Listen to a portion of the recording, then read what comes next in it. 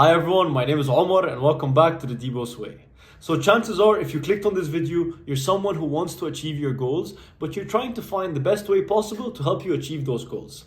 Now over the last few years, I've experimented with so many different techniques and plans and I finally found what works best for me.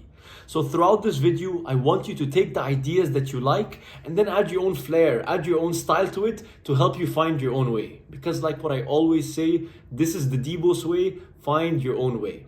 And I think the best way for anyone to achieve their goals is to start to take action, and that's exactly what we're gonna do. So in the next part of the video, we're gonna do an activity together that's gonna help us plan out our goals. So here's what I want you to do. I want you to draw a circle, and in that circle, I want you to write your name. And then I want you to ask yourself this question. What is important to me? Not what is important to this person, not what is important to that person. What is important to me? And now you might take some time to think about this, but after giving it some thought, you might come up with things like health. You might come up with things like music, school, whatever it is that is important to you. And whenever you think of something that is important, I want you to add one line coming out of that circle. And then after you figured out all the things that are important to you, we're ready to move on to the next step. So hopefully you've taken the time to think about the things that are truly important to you, and your circle structure is going to look something like this. So your name is in the middle, and then out of you is coming all of these important branches of things that are truly important to you. And now I want you to write 1 to 2 quantifiable goals under each category. And now why do I emphasize on quantifiable? Because let me run you through what happens to most of us. For example, under the health category, we'll say we want to go to the gym more often. But what does that mean? Like, what does going to the gym more often mean? Does it mean going to the gym once a week? Does it mean going to the gym 5 times a week? Does it mean going to the gym twice a month? I don't know, you tell me. So when we set our goals and we don't quantify them, it then becomes so difficult for our brains to imagine what going to the gym more often means. So let's say, for example, another one of your goals was that you wanted to read more books. And now, like we said, we want to quantify that goal. So what does more books mean? Does it mean 1 book? Does it mean 20 books? You ask yourself that question and find out how many more books you actually want to read. And now let's say you think, okay, I want to read 12 books this year. Okay, that's a quantifiable amount. And then you want to break down that yearly goal into monthly goals. So if you want to read 12 books this year, then maybe something to aim at is, how about I read 1 book a month?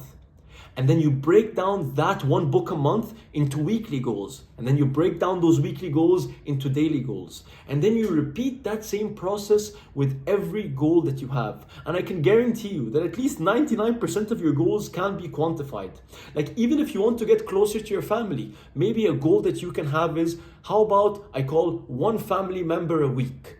That's something to aim at. Maybe you want to call a family member once a day. I don't know, but find a quantifiable amount that will help you actually target that goal. Because when we say we want to do this more, what does more mean? So maybe a good question for you to ask yourself is, what is my more? How can I quantify more? Because when you have something to aim at, you're way more likely to do it.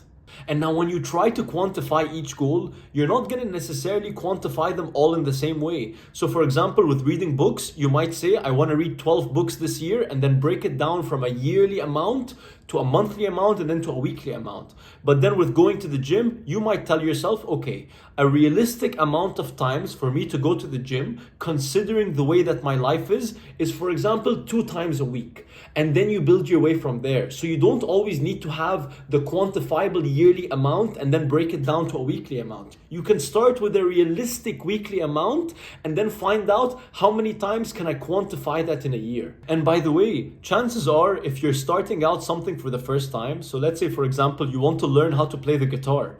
If you tell yourself, I want to practice the guitar for 30 minutes every day.